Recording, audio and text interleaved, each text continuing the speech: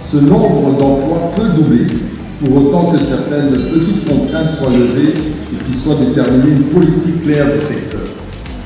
Excellence, Monsieur le Président de la République, Expo Béton se veut être le catalyseur des entreprises du secteur de la construction, des travaux publics, des industries des matériaux, des professions spécialisées, des architectes et ingénieurs.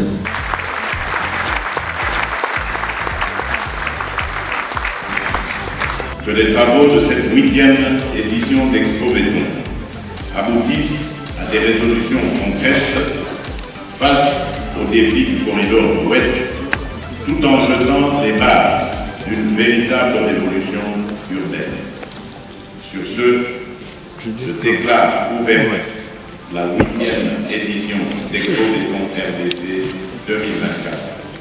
Que vive la République démocratique du Congo, que Dieu bénisse son peuple, je vous remercie.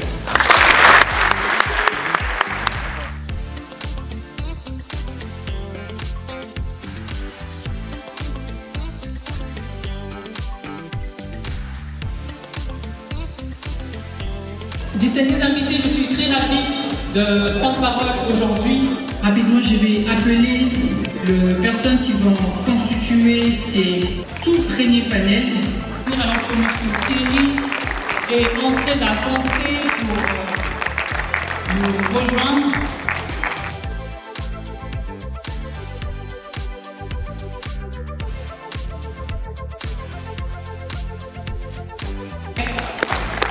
Est-ce que nous pouvons bien l'applaudir?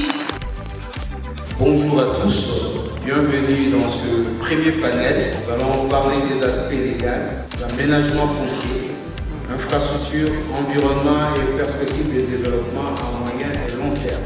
C'est le comité stratégique de suivi du projet d'extension de la ville de Kinshasa.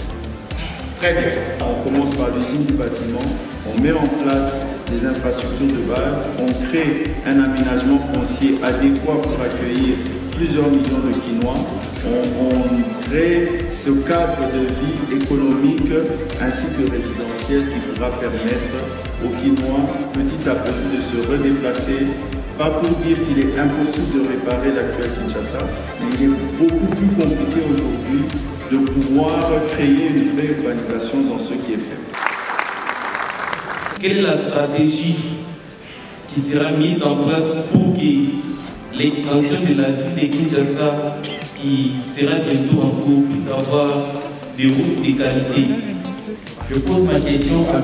Thierry, qui est chargé des transports de la ville de Kinshasa. En fait, le vrai problème pour Kinshasa actuellement, c'est la mobilité de la population. Et vous qui pensez à l'expansion de la ville, que pensez-vous répondre pour pallier à ces soucis-là, pour que la population puisse bien s'évoluer? Nous avons œuvré sur un concept multimodal, d'abord pour le fleuve, parce que le fleuve, en le transformant sous les formes d'un grand boulevard, on a mis en place un projet qui est parmi les premiers qui devrait démarrer, de la connexion de la baie de Ngaliema jusqu'à Maluku, avec mise en place des transports de débarcadères ainsi que de mini-ports passagers. Est-ce que nous pouvons applaudir ces échanges importants et intéressants?